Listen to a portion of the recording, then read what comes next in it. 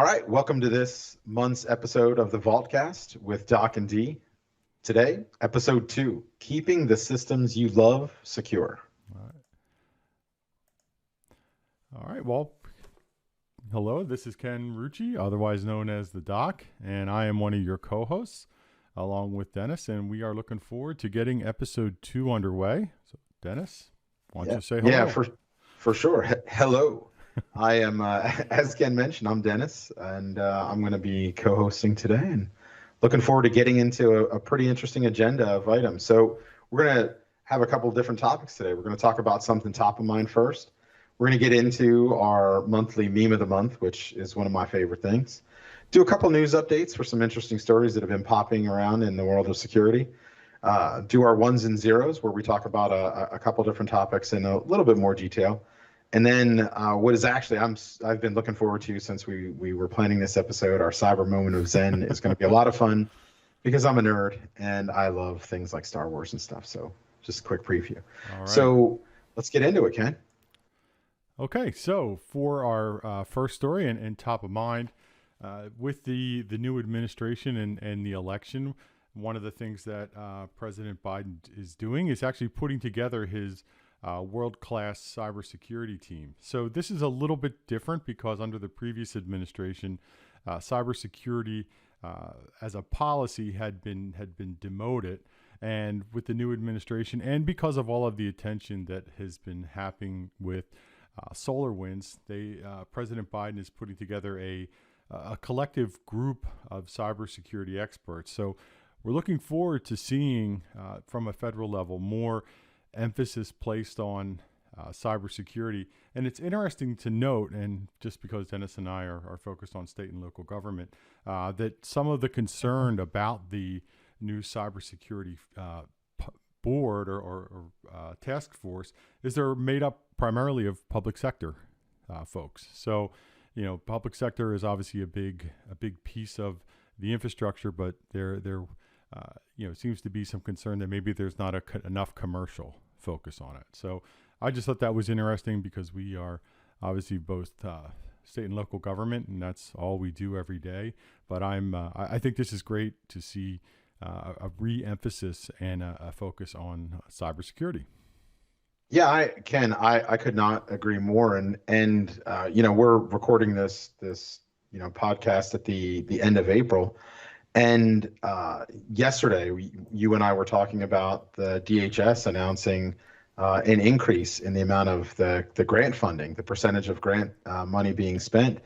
And I think as you see this increase in cybersecurity, from the current administration, you're going to see that increase in things like grant availability, and more importantly, an increase in conversations with vendors like Microsoft and that partnership with the federal government flowing down to our customers in state and local government, especially, as it relates to them having opportunities for grants to increase their cybersecurity posture. So it's pretty exciting information, and especially given the makeup of that public sector focus, it's really exciting to see that representation. Yeah, and I'll just add, focus on security. I think it's also, I know we'll talk about this in one of the upcoming stories, but we are seeing cybersecurity take on a new priority with these different types of hacks that are happening and the threats that are out there. And cybersecurity, I think, in a way is sort of becoming a utility, just like water and electricity and everything else that we're doing. So I think this is really a good sign. That's actually, the utility example is a great way to think about that. That's a good point. I really like that. Okay. Well, why don't we let's talk about something a little humorous. Is our cybersecurity meme of the month. Excellent. Always a fun topic. Yeah. So the meme of the month of pizza as a service. What is funny is I talk to customers so often about the shifting role and responsibility as it relates to that transition to cloud. So while this is humorous, it really is it's both funny and informative in that it takes something that a lot of us have experienced on a day-to-day basis, because I feel like everybody loves pizza. And the Everyone knows different what pizza decisions. is. You don't have to explain Yeah, pizza to anybody. yeah. And all the different decisions we've made in a lifetime of pizza experiences, and I've definitely had my share of pizza, to see that put together. But when you actually relate it to delivering cloud services, it's funny, but it's so applicable to the way that we have those conversations. And again, I know you and I were kind of talking about that, and and the way that both of us have conversations where we're trying to demystify the complexity that some customers look at when they think of moving to the cloud. Well, and I think that's interesting that you say that, because one of the things that our customers sometimes have a problem with is when we start throwing terms like PaaS and SaaS and infrastructure. What does that really mean, and where Yeah. do each of those steps occur? So when we relate it to pizza, I mean, everybody's eating pizza, everybody's going out for pizza or had it delivered. So essentially, what the point we're trying to make is, at the end of this, you're going to have a pizza. Right? So Yeah. think of Yeah. pizza as your email. It doesn't matter where it comes from. If it comes from the oven or a driver, in the end, you're still getting that same service. So I think this is a really it's humorous. It's funny, but I think it also makes it relatable to I mean, Yeah. Dennis? I mean, have you tried to explain PaaS to your cousin who is not a IT guy? It's So what's funny, Ken, is that's exactly when we again talked about that this session that we're doing, this podcast that we're doing, and you shared this image with me. It wasn't the first time that I had seen it, but it was the first time that I actually read through it in a way where I was trying to think, like, how would I present pizza as a service? And the thing that you're saying, like, I've tried to explain to members of my family, to friends, the types of conversations I have, and this actually is a humorous but really relatable way to say, like, and since then, I actually, again, just yesterday, had a conversation with my daughter who's at college, and she's like, "What are you doing tomorrow?" And I said, "I'm doing this podcast and I'm talking about pizza as a service." So I had the slide up last night and was going through, and she's like, "Oh, now I get it. Yeah, that makes sense." So clearly it's humorous, but it's actually pretty effective. Well, you just gave me a great suggestion, Dennis. When people ask me what I do for a living, I'm just going to tell them I deliver pizza as a service. I think it's probably a lot more easier to explain than you're everything else that we do. you're a pizza as a service expert. One of many things. Yep, yep. I was gonna ask you if that's what you got your doctorate in, but it might be taking the joke, like, just continuing it to a level that we didn't need to. So Actually, if it was as exciting as pizza, it maybe might not have taken me so long. But my doctorate was in PII disclosure on social media, so a totally different subject. close. I was close. There was a P in there. You were So close. it was, yeah. All right, well let's continue on. So let's talk about what's in the news, and I like to say what's happening. So we'll just jump right in. We have a couple of news stories that we want to talk about. So the first one is about obviously hacking and Tesla, and this is a really interesting story because there's a lot of things in here to talk about, and the first one is that this employee started at Tesla, and if you read the article, almost immediately he started downloading files to one of his personal Dropbox. So in total it was about 26,000 files, and when they confronted him and basically caught him, he said that he had forgotten that he downloaded the files, and he wasn't able to explain why he did this. So, first thing that comes to mind, Dennis, is maybe one or two files, but Yeah, 26,000 is yeah. a lot. I was gonna say, like, I know I always think when I'm trying to download a whole bunch of files that I'm not supposed to, that you stop at 25,000. I mean, like, how do you think that you can even throw out the excuse of, oh, I forgot why I did that? Like, look, there are plenty of people who, will use technology. I use OneDrive all the time, and there's a feature where you can go to, a library, and you can say sync the files, and it gives you the ability to sync them down local. Like those are things that happen. You could say, oh, I forgot that I did that. I forgot that I set up that sync to take place. But you don't forget downloading 26,000 files or why you did that. Like, but what's interesting though, Ken, is and like, how did the thing that always scares me when I read things like this is how did he get to the point where he could get to 26,000? Right. Like where was the system or something saying this doesn't seem right? Like there's stuff that does that. There's technology that will step in and say this seems like an anomaly when he gets to 100, let alone Right. 26,000.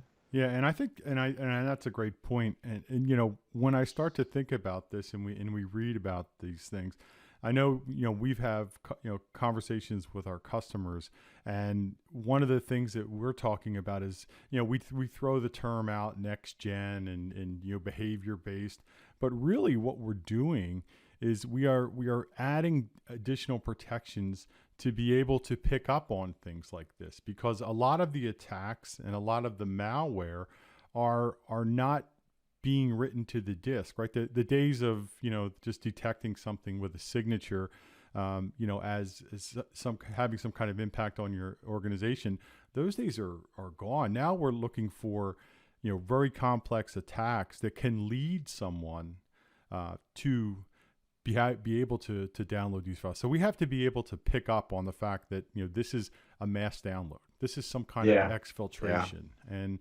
that's that behavior based and that AI of being able to say, here's what Dennis normally does. Now, why is all of a sudden Dennis gone from downloading 10 files to 25,000 or logging into servers he never logs into? They're the things that I think are really what's going to help us become more secure and change the game for us in a good way.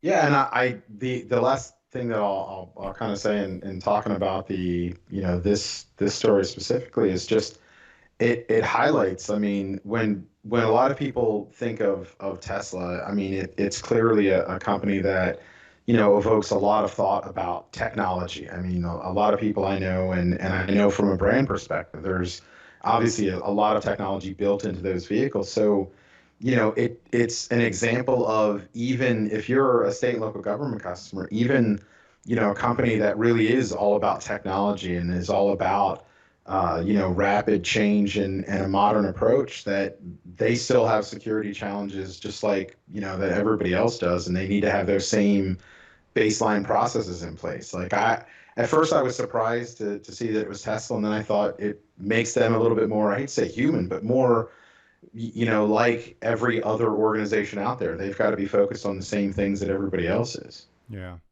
And the other thing too, I'll just mention this while we're wrapping up this story, is that there has to be, and there should be, organizations should consider ways to monitor those, I don't want to say third party applications, but those applications that are not within your normal control. So like at Microsoft, we have Office 365, and we can monitor all those. But people are still using things like Dropboxes, and we need to be able to monitor and protect those of what data goes there through a cloud app security. So that's another thing to think about of adding these tools to toolbox, and there's different ways and different approaches, and this is one of the things we talk to customers about all the time is start to think about how to add those different layers to your security. So the layers on layers. And speaking of layers, in our next story, this is, I love stuff like this. So I'm a nerd of epic proportions. I love Easter eggs that are in games, that are in movies and things like that. And having an Easter egg, having this ad added into this web page, which was an advertisement for job posting, I think is one of those things that's brilliant, but it actually highlights something really interesting going on in the world of technology. Is state and local government, federal government, there's a struggle to attract top tier talent and talented resources to want to take a lot of these jobs. So there was an elegance in the simplicity of adding in this Easter egg into this job advertisement, because the amount of publicity, I would have never known about this job. I didn't even really think about the agency per se that this job was associated with. I wouldn't have been thinking about it in any form of technology way. And now for me, I actually, again, I love stories like this because it highlights, the efforts and I'll say the modernized efforts that organizations in government are taking to attract new and interesting talent. Right. And first of all, the fact that it was embedded in code meant that somebody had to take the time to evaluate the code and find the Easter egg, which tells you that that community exists out there. But then, like I said, the attention that it got of being there, while a lot of it was tongue in cheek, was really, really very smart. And I Yeah. remember, and I think it was Word 97, you could open up pinball inside of Word 97. So I mean, this isn't something new, but for government to be leveraging it in a way to attract talent, I thought it was sheer brilliant. And again, highlights the sometimes the lighthearted nature of some of the things that we do on a day to day. So not breaking anything in terms of security, but highlights something that you and I see on a day to day basis. How many customers do you talk to who tell you, I have 2, 3, 4 open heads related to security? I mean, we Right. run into that all the time. So. Well, and it's interesting that if you look at the slide and you read the comment at the top and said, it says, if you can see this is the person that we're basically looking for, and Yeah. and this ad was for the U.S. Digital Service, so this was a technology piece. So they by the fact that they just embedded it into the HTML was really cool. And Yeah. I didn't realize though, but when I was reading the story, that the ASCII art or the picture that they're created there is the unofficial mascot called Molly the Crab for the USDS. So it's kind of cool. But I Yeah. will, Yeah. on the topic of Easter eggs, I don't think I could get away with not having to mention. And you mentioned Word, but there was also a Easter egg in Excel 97, which was the flight simulator. So Oh yeah, that that's was built right. into there. Yep, exactly. And there was That's right. another one that I actually took advantage of a few times was Tetris had the boss mode. Do you remember what boss mode Oh was? yeah, yeah, So if you're yeah. playing Tetris and you saw your boss come, you hit the space bar and it brings up a phony Excel spreadsheet, so it looks like you're doing your job. And then and I one never more, use that. I you were always never use working. something. You I'm were always always working. working. I am always Yeah. 24/7. I Even when I sleep, my hands are on a and I keyboard. didn't mean to judge. I wasn't accusing you of anything. I'm just telling you it was there. But there's one recent one, and this is a great reason to use Edge. Is they have the surfing game built into Edge. So if you Oh, just that's right. Yeah. so you can play surf while you're browsing in Edge. So Surfing while surfing. Yeah, surfing while surfing the web. surfing, and Yeah. maybe that's where the idea came from. So Yeah, I love it. I love it. great. Is there? Yeah, I never did that. The Tetris thing. Though. I don't know what you're talking about. You mean you never played Tetris or you never used the boss mode, one or the I work 24/7. I would never play. No, other? going from something that's a little bit more lighthearted and interesting into something that I think is a little bit more serious and obviously is something that in the security space there's a lot of talk and there will continue to be a lot of talk, and this is kind of near and dear in that this is one of the customers that I do get to work with.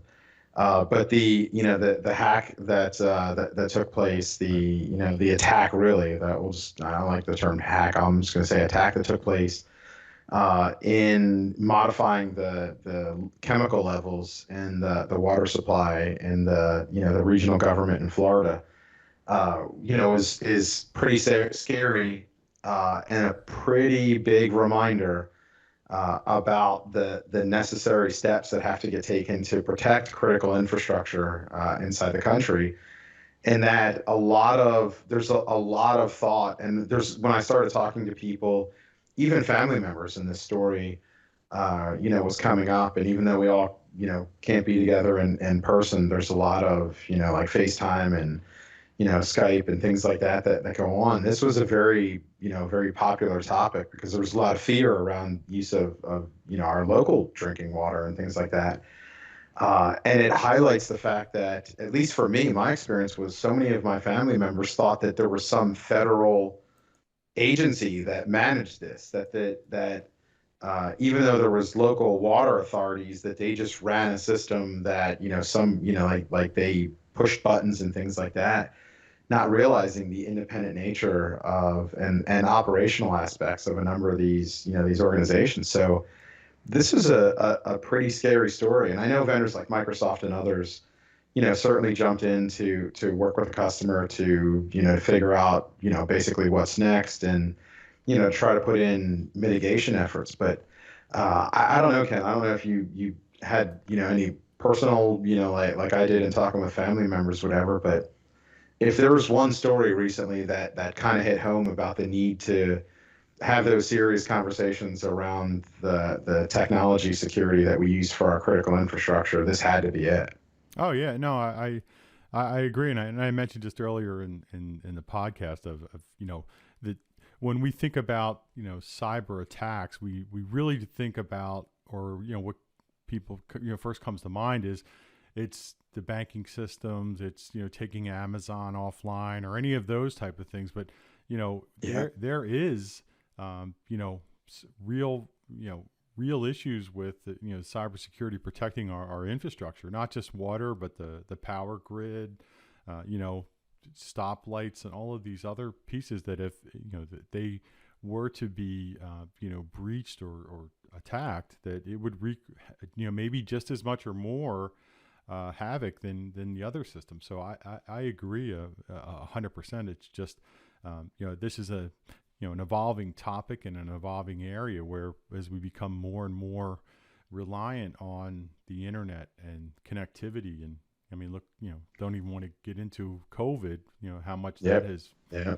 brought this to the forefront. But yeah, I absolutely agree 100% with you there. Yeah, and I know, again, given the timing of both the story and, following up on the back end of the storms that, for example, like Texas faced and the challenges they had there was a scenario where, it's not related to a security incident, but it does highlight the connection between the operational aspects of being able to deliver power and water and things like that, and what a disruption might look like. So, and if you take what happened there, where nature had an impact on the ability to deliver those services, and then you magnify that by layering on a security risk on top of that. You don't need to wait for the weather, to get freezing cold or for snow or ice to come. So making the decision and the steps to protect that critical infrastructure, means that while you're not rooting for bad weather or storms or things like that, you Right. start to lessen the amount of times that you might have an impact to those systems. So it's really, really powerful to, to go through that story and start to see how it's affected and impacted other like style, customers that are water authorities or power authorities and stuff. So. Absolutely. Yep. So I think up next is our ones and zeros, our roundup of the best and the worst. And The I best think and you're the up worst. first. Yep. Yeah, the best and the worst, sir. So Okay. I think you're up first. All right. So the zero for this month is an interesting story, and goes along with our theme here of cyber crime and bad things that have happened. But this is a campaign that started back in August of 2020, and it was a targeted campaign that was using Xerox scanners. So the interesting thing was, you run your scan, and it digitally scans it, and then you'll get an email saying go here to get your to download your document. Well, they actually created a phishing campaign that went ahead and sent out the phony emails, and people would go and get their log in to get their document, and it was all, they would just get the credentials, and then they started depositing them on these drop servers, the compromised servers where they could start to steal the data. And then what happened was they were taking all of the credentials and they were embedding them in an HTML page that they were selling on the dark web where people could access them. Well, the kind of the mistake here is, I don't know if they realized that Google was crawling all of those web pages and indexing them and making them available on a Google search. So, okay, I mean, it's hard to kind of justify this, but if you're going to go to the trouble of creating a Xerox phishing campaign where you can get all these credentials and then just leave that whole door open, not even create a robot text to exclude those from a search. So that's my zero. I just thought that was really interesting.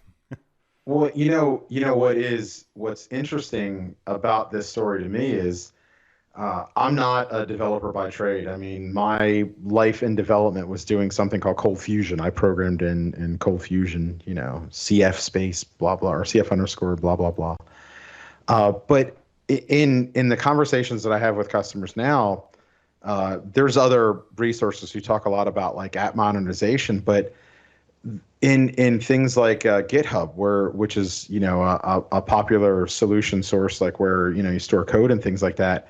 I never truly grasped how important the tools that look at the solutions that are getting built, and they're looking for, are there embedded credentials or embedded networking information or things like that, like how built right into it. I never thought about how much of an impact that those security tools actually have on the way that even applications are written. So while this is similar in nature, like it really helped give me clarity as the point and purpose of of the value of those tools and what they're really designed to do. It's a shame that all these credentials and all these things were out there, but again, there's an interesting lessons learned when you start to connect some of the dots. Now, for me, I have on the one, on the ones, my story is pretty interesting, and it's unfortunate, but at the same time, like it has a good ending. I think we're going to switch to or talk about the individuals in England and Scotland who, as part of an investigation into SIM swapping, were caught in this process of targeting celebrities in the U.S. And they do this to be able to, exfiltrate data like schedules, information that are important. Obviously, also things like money or Bitcoin, banking information, because a lot of people do their banking and such on their devices, but also that personal information. So getting the details around who they are, where they are, and what they their schedule and their plans are going to be doing is actually pretty scary that this is taking place. But it is great that these individuals were caught. But the idea of thinking about every time you use your phone and think of how many times a day you pick up your phone and you use a social media app, or you use your phone to conduct some transaction. Text your family member or FaceTime or do whatever it is you're doing on your phone. To think that somebody having that SIM swap basically allowed them to to be connected to everything that you were doing is scary. So I'm glad that this article is about those individuals getting caught and basically shutting this ring down that was running. So I don't know if you have some thoughts to add there, Ken. Yeah, but so man, I think this is really interesting to me, and just because I'm a cybersecurity geek and I love to get into the details. So this was what's called a SIM swap, and I really didn't fully grasp what a SIM swap attack was until I looked into it for the story. So, but basically what they'll do is they will get a Verizon or call the phone company and get them to create a new SIM card and social engineer somehow. So the attacker just basically gets another card, pops it in their phone, and that becomes the other person's phone. So now when they turn it on, they bypass multi-factor or two-factor or Yeah. any of all of Yeah. that, and they have full control of your phone, just like it was, a physical phone. And they'll go and make purchases and do banking and all of these other Yeah. things. And the attack is a lot easier to do than trying to get someone's credentials and log into an application. So it to me, it's just, it's amazing how much we can take technology and create these different types of attacks. It's an evolving, Yeah. I always, like, when I talk to customers, I tell them it's like a game of chess, right? We figure out one thing and then there's another move that goes. But this SIM swapping is just scary because it just seemed so Yeah. easy to be able to just get the phone company to issue a new SIM card. So Well, and the it is, and you kind of highlighted it when you think about the things that you might do on your phone, and the phone the phone operating system providers like Apple, Android, et cetera, have gotten better about keeping you informed when you want to save a password, for example, and save it into your phone, and it says, do you want to save this into your chain, and things like that. But like, it's one of those things, to your point, that idea of being able to have it bypass the biometrics and things like that is just, insane that it was that easy for them to do. But it also highlights, again, ever vigilant, regardless of device or, personal business, work, play, et cetera. You've always got to be mindful of having the best security, mindset.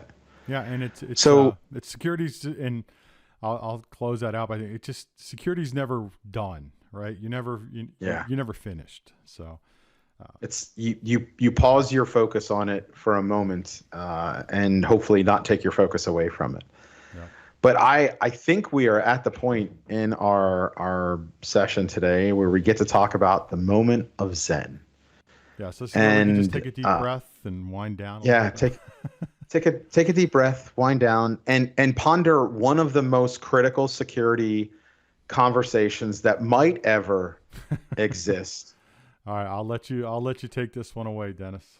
Yeah, like, can you show the our argument on that slide here? So, okay, can we talk about this, real talk for a second?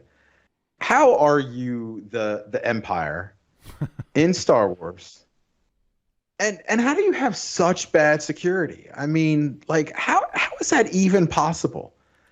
I mean, if they had talked to you or I, Ken, we would never think of like having the ability to have a single point of failure.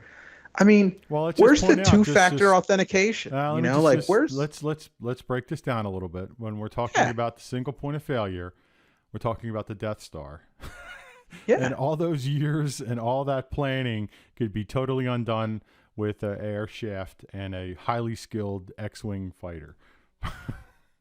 yeah. Like, nobody who's gone through this process of building this out, like, there was a zillion lights in that, and when you think about the how complex that experience was, and how all of that appeared, and the way that all that stuff was was built, and the way that Death Star was built out, and all those process, that it could be defeated by that one single, like, nobody looked at the diagrams and said, oh, that's a risk, that's a hole, that's a Right. Well, I don't know how again, I'm a Star Wars nerd, but they did it again. And then in the newer movies, I don't know, Ken, if you saw the newer movies, it made like $1 trillion zillion I've heard of dollars. them. It was, Yeah, there were a couple it's extra ones. again, they placed some charges in some well-positioned, and every movie. Now, you could say, hey, maybe you're gullible that you keep going back and watching the same movie, but Ken, I mean, at some point, you got to have a conversation with the Empire and its future formations and say, where are you thinking about cybersecurity? Yeah. Well, and What is going on? And that's just one area, but when we talk about basic access controls and being able to access data, the fact that, R2D2 can just plug into any socket in Yeah. any spaceship and download the schematics. They're not encrypted. There's no What? MFA. Yeah. It's just crazy talk. When he beeped and booped, was that the MFA? Was that like MFA calling him or something like that? I didn't see any text message with a PIN code. Where was he using a YubiKey? Was he using a FIDO key to Right. get? I'm sorry. Yeah. And he's running around with a highly top secret hologram of Princess Leia that he's showing to everybody. He's showing everybody. I mean, where were the best practices? Where was the label of that saying that this is highly confidential? Anyway. Yeah. Well, we're laughing and it's funny, but I think things like this can make the cybersecurity conversation a little bit more real for people, just like the pizza as a service did. Right? Yeah, Because true. when we talk about encryption and we talk about access control and redundancy, people's eyes kind of glaze over. But if you give them a comical or a funny example, like in Star Wars, it makes sense. So I think this is it helps further the discussion. So it does, and I'm a huge Star Wars nerd. There's Star Wars stuff all around my office, so which shouldn't surprise anybody. But we could have made a whole podcast just about this one, and you know what? People probably would listen to it too, because as level of nerddom as we achieved with this one, it was pretty impressive. But I don't know about you. I had a lot of fun doing this month's episode. I know in some upcoming episodes we're going to have some special guests, some really interesting voices are going to be talking, and I think we're going to continue to evolve into more of that conversational style, which I'm also looking forward to. So if you've hung in there this long through episode 2, there's some really cool things that are going to be coming in the next few months, and Doc and D, I think, are going to keep having fun conversations, informative, talking about some real issues. Or really important topics like the Empire. If you have any thoughts, please feel free to reach out to us. This is really, kind of an open format, and we're looking for new ideas and things to talk about. So yeah, absolutely. So we're glad you hung in there with us, and we look forward to talking to you next time. All right. Well, thank you guys, and as we say in the business, this concludes our broadcast day. So thank you. Thank you.